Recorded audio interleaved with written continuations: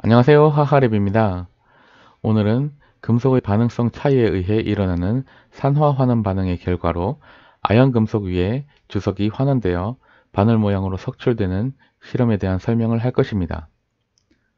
금속 원소의 산화 환원 반응 이론을 정복하고 싶으신 분, 금속의 반응성 경량에 대해 이해하고 관련 현상들에 대해 문제 해결력을 끌어올리고 싶으신 분들은 이 영상을 끝까지 시청해 주세요. 먼저 저희 하하랩에서는 학생들에게 복잡하고 이해하기 힘든 과학 이론들을 실험을 바탕으로 간단하고 쉽게 이해할 수 있도록 설명해 드리고 있습니다. 그리고 어떻게 과학과 수학이 연결되는지 필요할 때마다 알기 쉽게 설명해 드리고 있습니다. 저희가 준비한 영상이 도움되신다면 좋아요 눌러주시고요. 구독 버튼을 누르시고 알람 설정을 해주시면 누구보다 빠르게 영상을 접하실 수 있습니다. 자, 그럼 이론 설명 들어갑니다. 이 사진은 아연 금속 위에 고슴도치 모양으로 주석 금속이 생긴 실험 결과입니다. 아직 주석 고슴도치 영상을 못 보신 분들은 오른쪽 위의 카드를 클릭하시면 실험 영상을 시청하실 수 있습니다. 이 실험 결과 사진을 보면 고슴도치 모양이라는 생각이 드시나요? 자, 그러면 지금부터 어떤 일이 일어났는지 하나씩 살펴보겠습니다. 자, 이번 실험에서는 주석 양이온이 아연 금속을 만날 때 금속의 반응성 차이에 의해서 일어나는 산화 환원 반응에 대한 것입니다. 처음에는 아연 금속이 염화주석 용액으로 들어가면 여러 지점에서 주석 결정이 생기기 시작합니다. 주석 양이온들은 금속으로 환원되어 결정을 형성할 때 이 결정은 여러 방향보다는 한쪽 방향으로 결정이 더 빨리 자라는 성질을 가지고 있습니다. 따라서 그 시작점을 바탕으로 옆으로 자라는 것보다는 작은 결정이 형성된 방향으로 더 빠르게 결정이 자라나게 됩니다. 그래서 이와 같은 고슴도치 모양으로 되는 것입니다. 그림에 표현된 흰색 줄무늬 부분은 아연이 산화되어 용액 쪽으로 빠져나가고 난 뒤에 빈 공간이 생긴 것을 표현한 것입니다.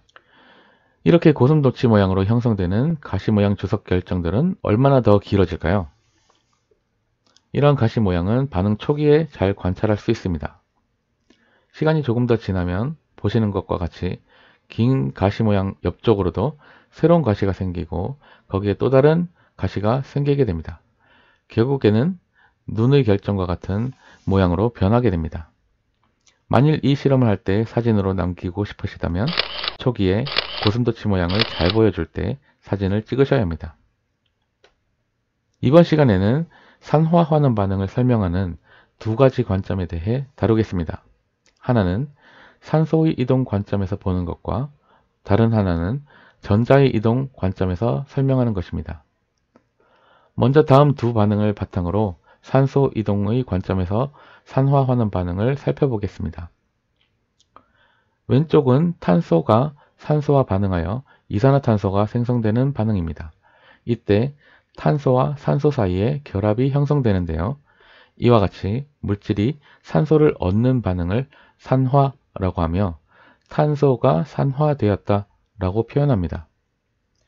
오른쪽은 산화은이 반응 후 금속은과 산소 기체가 생성되는 반응입니다. 이때 은과 산소 사이의 결합이 끊어지게 되는데요. 이와 같이 물질이 산소를 잃는 반응을 환원이라고 하며 산화은의 은이 환원되었다 라고 표현합니다. 이 두 가지 형태의 반응을 보면 산화 반응과 환원 반응은 별개의 반응으로 착각하기 쉬운데요. 그렇다면 다음 반응을 살펴보겠습니다. 이 반응은 산화구리2가 탄소와 반응하여 금속구리와 이산화탄소를 형성하는 반응입니다. 이 반응에서 탄소는 산화구리에서 산소를 얻어 혹은 빼앗아 이산화탄소를 형성하는 산화 반응을 하게 되는 것입니다. 산화구리의 구리는 탄소에 산소를 내주고 혹은 빼앗기고 금속구리가 되는 환원 반응을 하게 된 것입니다. 이처럼 한 물질이 산화되면 다른 물질은 반드시 환원됩니다. 이러한 반응의 특성을 산화 환원 반응의 동시성이라고 합니다. 그렇다면 앞서 보여드렸던 이런 반응들은 어떻게 산화환원 반응의 동시성을 설명할 수 있을까요? 이런 반응의 경우 전자의 이동 관점에서 산화환원 반응을 설명한다면 가능합니다. 다른 반응 예를 들어보겠습니다. 전자 이야기를 하기 전에 마그네슘은 산소와 결합했으므로 산화된 것입니다. 명백히 산화 반응이죠. 다음으로 전자의 이동을 생각하기 위해 먼저 마그네슘과 산소가 전자를 주고받는 것을 고려하면 이와 같이 마그네슘은 전자를 내주고 양이온으로 되고 산소를 전자를 받아 음이온으로 되는 것을 생각할 수 있습니다. 이렇게 이온으로 된 다음 정전기적 인력에 의해서 이온 결합을 형성하면서 산화 마그네슘이 되는 것을 설명할 수 있습니다. 결과적으로 마그네슘은 산화된 것이므로 전자를 내주는 혹은 잃는 반응을 산화라고 해야 합니다. 그렇다면 반대로 산소는 전자를 얻은 혹은 빼앗는 쪽이므로 산소는 산화이온으로 환원되었다 라고 해야 할 것입니다. 그렇죠? 이렇게 전자이동의 관점에서 산화환원 반응을 생각하면 꼭 산소가 관여하지 않는 반응들에서도 산화환원 반응을 설명할 수 있습니다. 그래서 전자이동의 관점이 산화환원 반응을 설명하는 더 확장된 개념이라고 할 수 있습니다. 다음 반응을 보겠습니다. 이 반응은 이온 결합 형성을 이야기할 때 많이 나오는 반응입니다. 바로 나트륨과 염소가 반응하여 염화나트륨, 즉 소금이 되는 반응입니다. 여기서 나트륨은 전자를 염소 쪽에 내주고 혹은 잃고 나트륨 이온으로 산화되는 것입니다. 그리고 염소는 나트륨 쪽에서 전자를 얻고 혹은 빼앗고 염화이온으로 환원되는 것입니다. 이렇게 전자를 내주는 원소는 산화되었다 라고 하고 전자를 얻는 원소는 환원되었다 라고 하는 것입니다.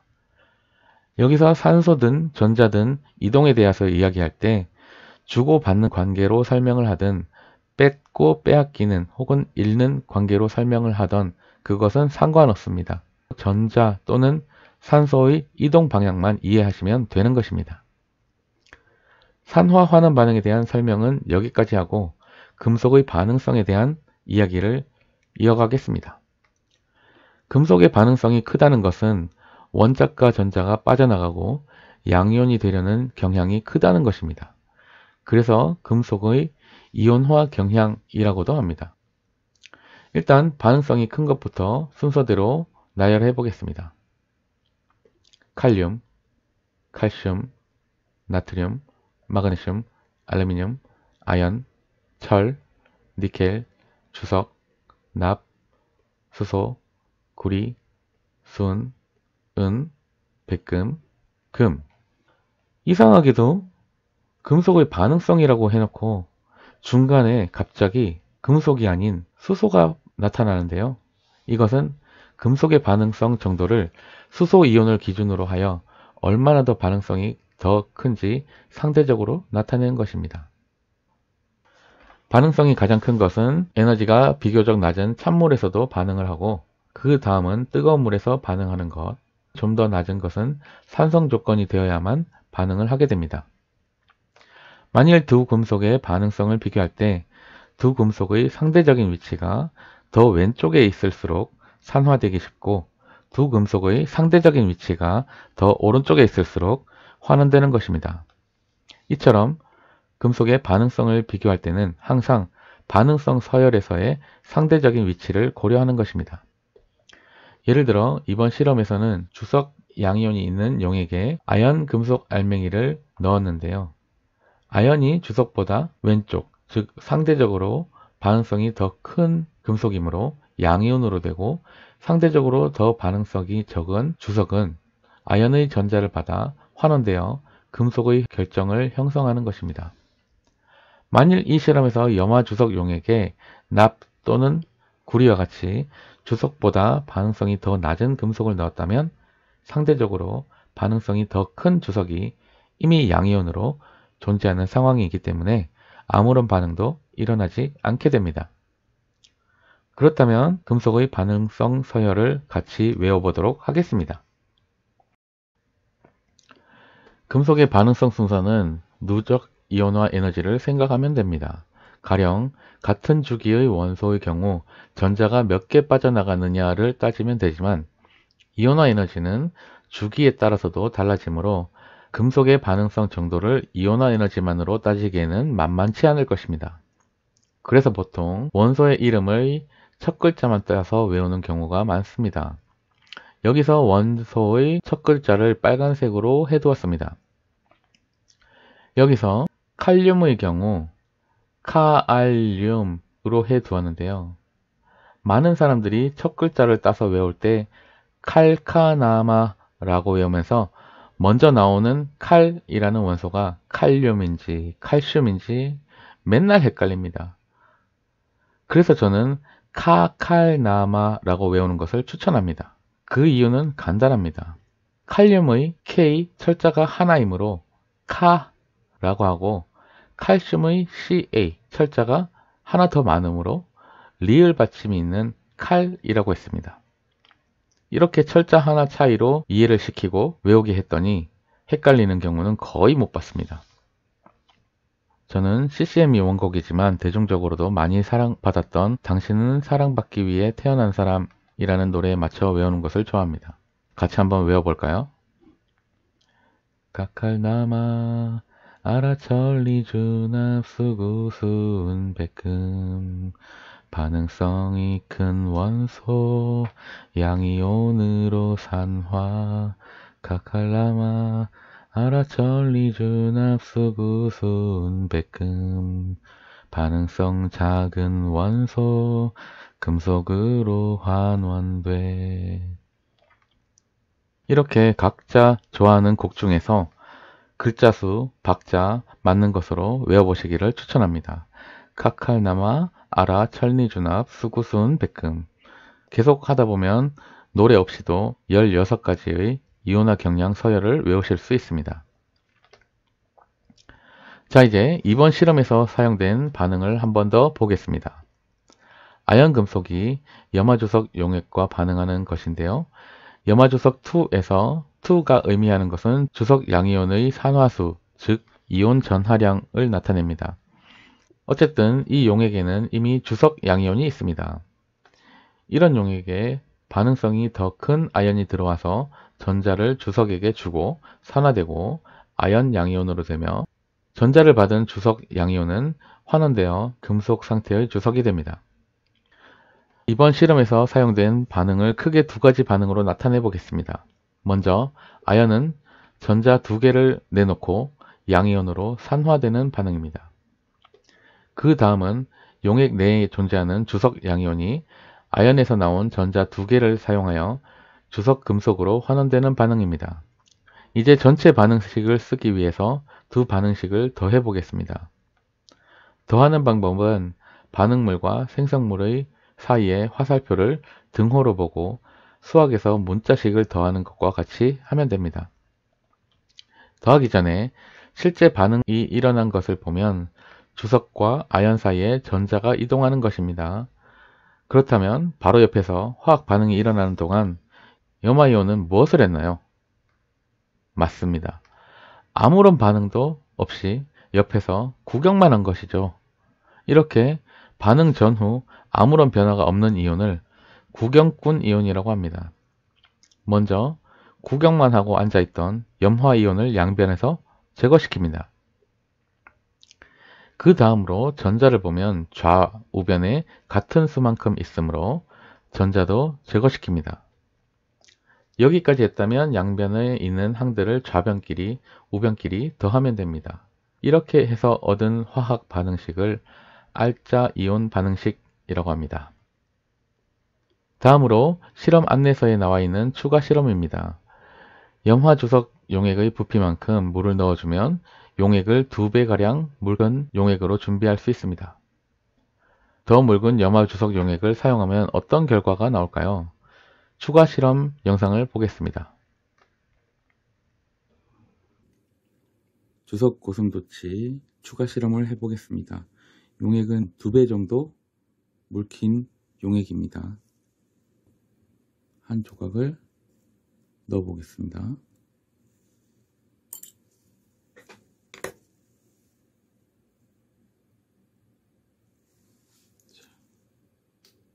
지금 확대를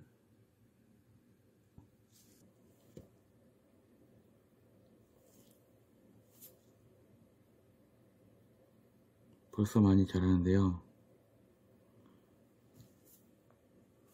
이미 고슴도치 모양을 하고 있는데요.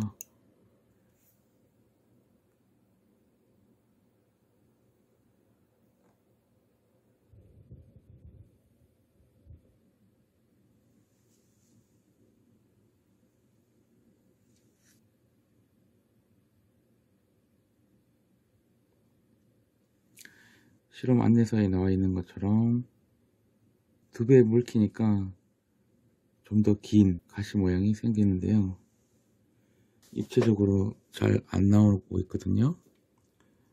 아연 근처에 주석이 계속 석출이 돼서 가시 모양으로 나오니까 용액은 약간씩 맑아지는 경향을 보이고 있습니다.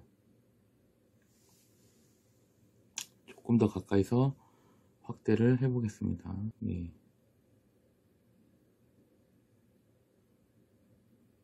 썩 자세히 보이진 않는데 보시는 것과 같이 지금 아연을 투척한 지 약 5분 정도가 지나고 있고요. 지금 화면상에서 잘 보이실지 모르겠는데 이 고슴도치 모양 위쪽에 보면 약간 용액이 대류되는 게 보이십니까? 지금 뭔가가 계속 밑에서 올라오는 것 같죠? 밑에서 올라오는과 동시에 지금 아주 천천히 고슴도치에 가시가 자라나고 있는 것을 볼 수 있습니다. 화면은 다르게 보이긴 하는데 육안으로는 잘 보이고 있어요. 각도를 좀 바꿔 보겠습니다. 보이시나요? 지금 이 각도네요. 자, 보는 각도에 따라서 조금씩 다르기 때문에 여러분 보이십니까? 지금 이 각도네요. 진한 용액으로 만들었을 때보다 훨씬 더 가늘고 긴 고슴도치 바늘이 만들어졌습니다. 지금 이 각도가 잘 보이는데, 자, 이렇게 각도를 조금씩 바꿔서 보면 이렇게 고슴도치 모양이 있는 것을 알 수 있고, 훨씬 더 긴 바늘이 형성되는 것을 보실 수 있습니다. 이 용액은 황산수소 나트륨과 염화주석을 섞은 용액을 만들고 약 2배가량 희석을 한 뒤에 반응을 시킨 것입니다. 용액의 대류 현상이 엄청 잘 보이시죠?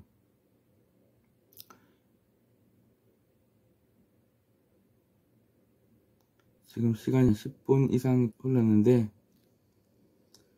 이제 고슴도치 바늘이 약간씩 굵어지는 것을 볼 수 있습니다.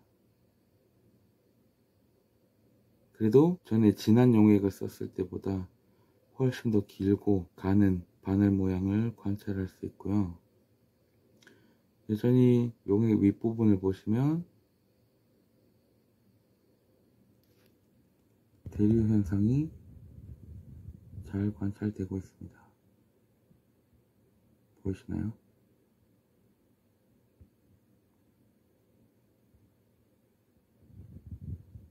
지금 이 각도에서가 상당히 잘 보이는데 이미 고슴도치는 얼추 다 만들어진 것 같고 육안상으로 보기에는 용액이 이미 많이 맑아졌습니다. 처음에 탁했던 것보다 훨씬 더 투명해진 상태입니다.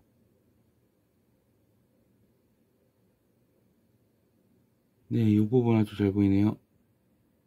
주석의 결정 구조가 긴 방향으로 자라는 속도가 옆으로 자라는 것보다 훨씬 빠르기 때문에 길게 가시 모양으로 결정이 자라나게 되는 것입니다.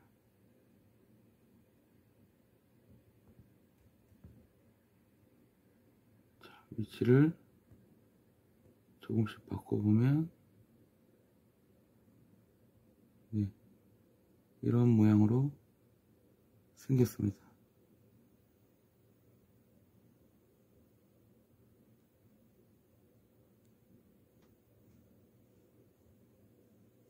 지금 뒤쪽에 보시면 약간 두꺼워진 게 있긴 하지만 전체적으로 첫 번째 진한 용액으로 실험했을 때보다 훨씬 더 가늘고 긴 결정을 확인할 수 있습니다.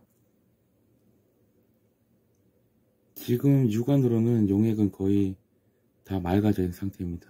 이게 용액 밖으로 나오면 가시들이 다 붕괴되기 때문에 지금 용액 안에 있는 상태에서만 관찰할 수가 있고 그렇게 오래 보관도 못합니다. 진한 용액으로 했을 경우에는 공처럼 주석이 완전히 달라붙은 상태로 용액은 깨끗하게 맑아진 상태였고요. 지금은 절반 정도 농도로 하는 것이기 때문에 그 정도까지는 자라진 않겠지만 그래도 꽤 많이 자랐습니다, 여러분. 자, 추가 실험 영상 잘 보셨나요? 각각의 실험에서 얻은 결과 사진을 모아봤습니다. 위쪽이 진한 용액이고 아래쪽이 묽은 용액입니다. 초기에는 크게 다른 것이 없지만 묽은 용액 쪽은 주석 양이온이 상대적으로 더 적은 수가 들어있기 때문에 가시가 형성되는 속도는 좀 느려지지만 가시가 한쪽 방향으로 자라나는 효과는 더 큰 것을 볼 수 있습니다. 이렇게 묽은 용액 쪽이 옆으로 자라는 것보다는 한쪽 방향으로 더 많이 자라기 때문에 더 긴 가시를 만드는 것을 볼 수 있습니다. 시간이 좀 더 지난 후에도 마찬가지임을 알 수 있고 묽은 용액에서 얻은 마지막 사진을 보면 이제서야 길이 방향이 아닌 옆방향으로도 새로운 가지가 생기기 시작한 것을 볼 수 있습니다. 오늘은 산화 환원 반응에 대해 설명하고 금속의 반응성 차이에 의해 주석이 아연 금속 위에 가시 모양 결정을 생성하는 과정에 대해 설명해 드렸습니다. 이번 영상 잘 보셨나요? 저희가 준비한 영상이 도움이 되신다면 좋아요 눌러주시고요. 구독 버튼을 누르시고 알람 설정을 하시면 누구보다 빠르게 영상을 접하실 수 있습니다. 또한 댓글을 통해 질문을 받고 있으니 궁금한 점을 남기시면 답변을 남기거나 영상으로 준비해 보도록 하겠습니다. 그럼 다음 영상에서 뵙겠습니다.